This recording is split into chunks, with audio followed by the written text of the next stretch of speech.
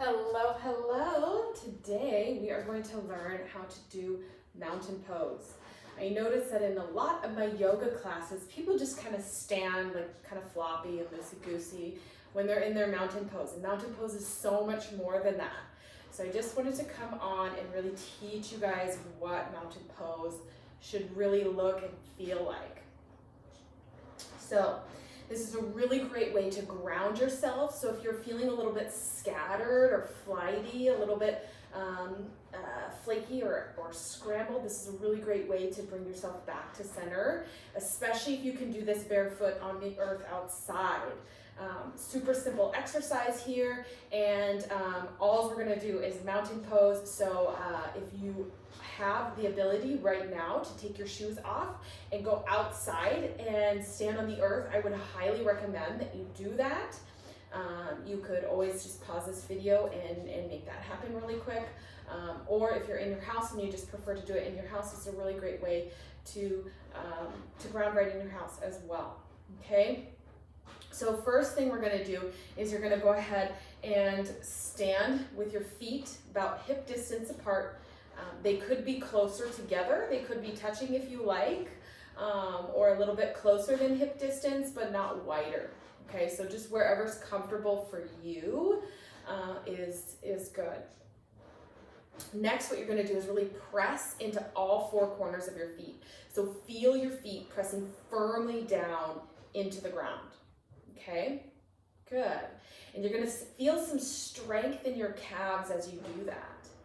Then what you do is you're gonna engage your quad muscles. So as you engage your quad muscles, your kneecaps sort of lift up a little bit. So you're gonna feel that lifting up feeling in your quads, okay? Then what we're going to do is tilt your tailbone down towards the mat. So we don't want to be hugely tilted here, but just a slight tilt down towards the mat, okay? So that the pelvis is in a neutral spine. And the knees are soft and bent just slightly, okay?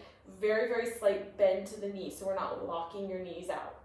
So all four corners of the feet are pressing in, knees are bent, quads are engaged so that the kneecaps lift up, and tailbone is down towards the mat. Good. Next, we're going to engage the core. So engaging your core, this is just a little lesson for that right here. A lot of people say suck belly button into spine. Now, I do not teach my students to suck belly button into spine because that only engages the center abdomen. Okay, I want to engage the sides. I want to engage the hip, the psoas, and engage a lot more muscles when we are engaging your core. Okay, so rather than suck belly button to spine, I would prefer that you imagine your front ribs knitting in towards each other. Okay, so when your front ribs knit in towards each other, your hips and your ribs become closer together. So right now, if you could go ahead and take your thumbs to your rib cage and either your ring finger or your pinky finger down to your hip points. And what you're gonna do is draw your ribs towards each other. So feel that engagement. And I'm going to exaggerate here so you guys can really see what's happening, but it's almost gonna look as if you're closing a jaw, right? So your ribs are gonna come closer to your hip points here. So engaged, relaxed, engaged, relaxed, engaged, relaxed. Good, engaged, relax. So now let's make that a little bit more subtle movement. So engage, relax, engage, relax. Good, engage, relax, very nice. So now we're gonna come back to that mountain pose because we've probably kind of lost it a little bit while we were doing that. Firm into all four corners of the feet. That engages the calves. Knees have a soft bend. Engage your quads so that the kneecaps lift up. Tailbone down towards the mat and front ribs knitted in. Good. From here, you're gonna roll your shoulder blades down and back. Reach your hands down towards the floor. Reach them towards the ground. Good. Then lengthen in your neck, lengthen in your spine, and your chin is going to tuck just slightly towards your neck. So it's not going down towards your chest, but more back towards your neck. We're also not making that big back where we're getting the double chin. We just want the slightest tilt of the chin going somewhat down and somewhat back towards your neck. So what this does is really lengthen the back of your neck, and you should feel a slight stretch in the back of your neck, right where your head and your neck meet, okay, right in that little transition.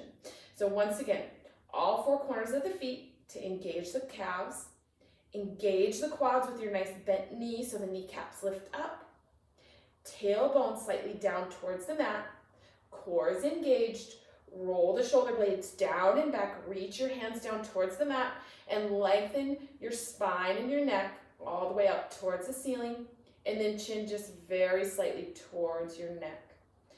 From here, let's go ahead and just close your eyes and breathe as you keep all of this engagement.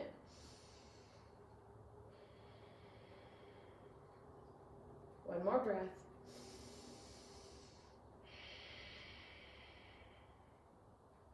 And just breathe your natural breath now. So just allowing your breath to flow in and flow out as you stay engaged. And from here, I invite you to squeeze your thighs towards one another. So it's almost as if your thighs are moving, they're going towards each other, in and back. Okay, so they're going in and then back towards the back wall.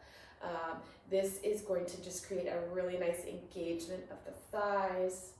So you're using a lot of muscles in your mountain pose. This is so important. A lot of the time, like I said, we just kind of stand there like super relaxed and floppy, and we really want to be a little bit more intentional, a little bit more engaged in your mountain pose. Good. Think of a mountain, strong, steady, firm. If you're standing really loose and kind of floppy, somebody could come over and push you over very easily. We want you to have a little bit of resistance, a little bit of strength in your stance. Okay. Let's take 2 more breaths here.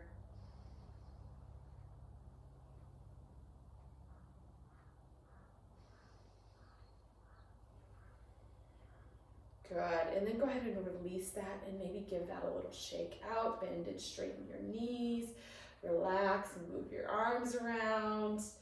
Good, and then we're just gonna do that one more time so that we can really just kind of cement that feeling in. Again, we want you to feel as strong and as firm as a mountain. So if you're feeling that way, you're not kind of just standing. You're not just, so relaxed and just standing. Mountain pose is much more active than that. We're going to be a nice, strong, firm mountain. So press into all 4 corners of your feet with the knees ever so slightly bent.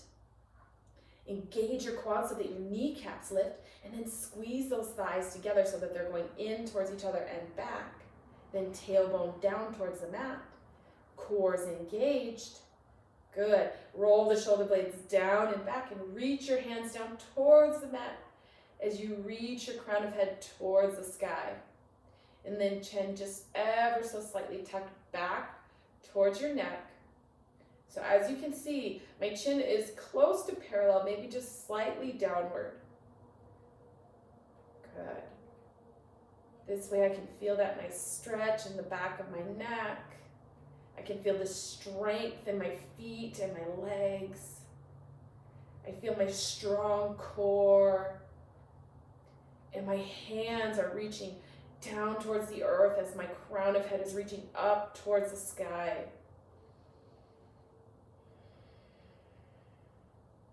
Good. Just breathe your natural breath. Allow the air to come in and out.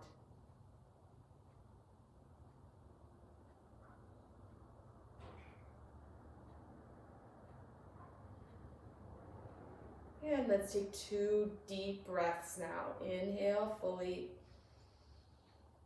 Keep your engagement. Exhale completely. One more time. Inhale fully. Exhale completely. Good. So this is mountain pose.